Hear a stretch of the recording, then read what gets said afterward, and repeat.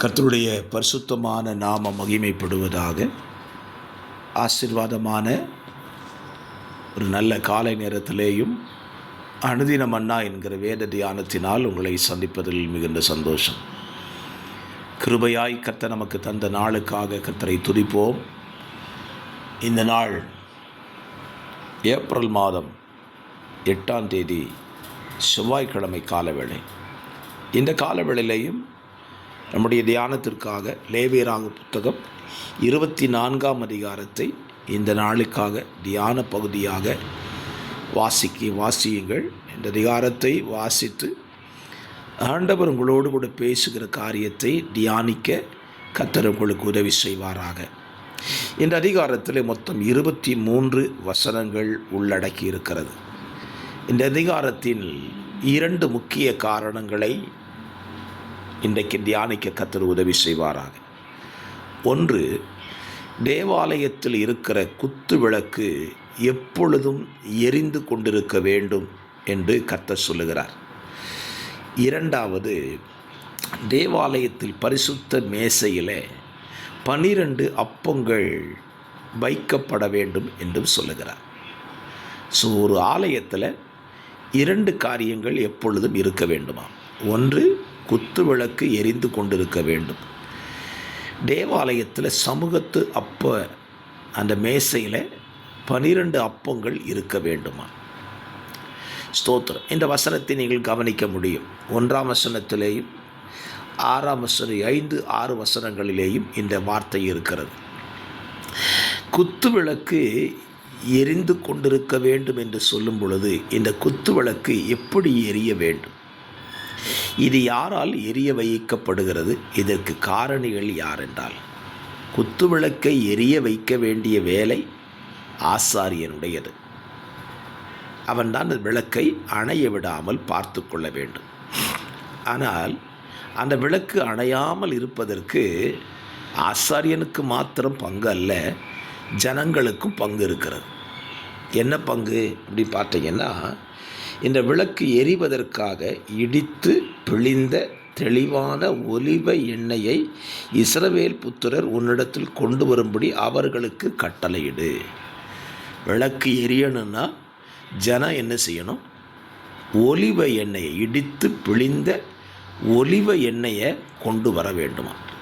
அப்போ ஜனங்கள் எண்ணெயை கொண்டு வர தவறினால் குத்து விளக்கை ஏற்றப்படுவதற்கோ எரிவதற்கோ அங்கே ஒரு தடை உண்டாகிறது. என்னதான் ஆசாரியன் விளக்கு ஆயத்தமாக வச்சுருந்தாலும் விளக்குக்கான எண்ணெய் ஜனங்கள் கையிலிருந்து தான் வரணும். இன்றைக்கும் பாருங்கள், தேவாலயங்களை கர்த்தர் தந்திருக்கிறார். தேவாலயத்தில் விளக்கு எரியணும்னா விசுவாசிகள் விளக்கு எரியக்கூடிய எண்ணெய்களை கொண்டு வர வேண்டும். இந்த எண்ணெய் என்று சொல்லும் பொழுது இன்றைக்கு இருக்கிற நிலையை சொல்லுகிறேன். ஆலயத்திலே ஸ்தோத்திரம் லைட்டு எரியணும் அப்படின்னா அந்த விளக்கு எரியக்கூடிய மூலதனத்திற்கு பொருளாதாரத்தை ஜனங்கள் தான் கொண்டு வர வேண்டும். ஜனங்கள் கொடுக்கிற காணிக்கைகள் விளக்கு எரியும்படியாக கொடுக்க வேண்டும். கொடுக்கறதுக்கு நிறைய காரியங்கள் இருக்குது. ஸ்தோத்திரம். ஒவ்வொன்றுக்கும் ஜனங்கள் கொடுக்க வேண்டும். பலி செலுத்தும்படி கொடுக்க வேண்டும். ஸ்தோத்திரம். ஆசாரியனுக்கு கொடுக்க வேண்டியதை கொடுக்கணும். ஆனால் விளக்கு எரிவதற்கும் அவர்கள் கொண்டு வந்து தான் கொடுக்க வேண்டும். இதை இன்றைக்கு ஜனங்கள் புரிந்து கொள்ளுகிறதில்ல. ஆலயத்தில் லைட்டு எரியலை அப்படின்னா அது ஏன் எரியலைன்னு கவனித்து எரிய வைக்கக்கூடிய வழிமுறைகளை ஜனங்கள் கையாள வேண்டும். இரண்டாவது பாருங்கள், சமூகத்தப்பு அப்பத்தை 12 அப்பத்தை மேசையில் இருக்கும்படி செய்ய வேண்டும் என்று சொல்லுகிறார். இந்த 12 அப்பங்களும் இதற்கான காரியங்களையும் இஸ்ரவேல் புத்திரருக்கு தான் கொண்டு வரணும்னு சொல்கிறார். 8ஆம் வசனத்தில், அப்பத்தை நித்திய உடன்படிக்கையாக இஸ்ரவேல் புத்திரர் கையிலே வாங்கி. தேவாலயத்தில் இருக்கிற ஆசாரியன் போஷிக்கப்படுவதற்கு இஸ்ரவேல் புத்திரர்கள் தான் அப்பத்தை கொண்டு வர வேண்டும். அதற்கு வேதம் சொல்லுகிறது, ஸ்தோத்திரம்,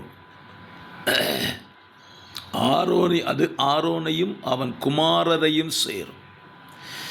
அதை பரிசுத்த இடத்திலே புசிக்க கடவர்கள். ஸோ தேவாலயத்தில் இருக்கிற ஆசாரியன் பிழைப்பதற்கு ஜனங்கள் அவர்களுக்கான ஆகாரத்தையும் கொண்டு போய் கொடுக்க வேண்டும். இப்போ ஜனங்கள் மேலே எவ்வளோ பொறுப்பு இருக்குது பாருங்கள். ஸ்தோத்திரம். இன்றைக்கு உங்கள் ஆலயத்தில் இருக்கிற ஆசாரியன் அந்த ஊழியத்தை நிறைவேற்றுவதற்கு நீங்கள் அவனுக்கு தேவையானவைகளை கொடுத்து உதவ வேண்டும் என்று சொல்லி இந்த வேதம் சொல்லுகிறது. ஆகவே அதனால் புதிய ஏற்பாட்டில் ஒரு வசனத்தை பவுல் சொல்கிறான், போர் அடிக்கிற மாட்டை வாய்க்கட்டாயாக. ஊழியர்கள் கர்த்தருக்கு ஊழியம் செய்யும்போது அவர்கள் போஷிக்கப்பட வேண்டியது உண்மை. அதுவும் அவர்களுக்கு தேவன் கொடுத்த ஜனங்களால் போஷிக்கப்பட வேண்டும். ஆலயம் வெளிச்சமாக இருக்கணும், ஜனங்களை நடத்துகிற ஊழியர்கள் போஷிக்கப்படணும். அதற்கு நீங்களும் வார்த்தையை கேட்கிற நாமும் ஆயத்தமாவோம். கர்த்தர் நம்மை இப்படிப்பட்ட வார்த்தைகளினால் நிலைப்படுத்தி ஆசீர்வதிப்பாராக. God bless you.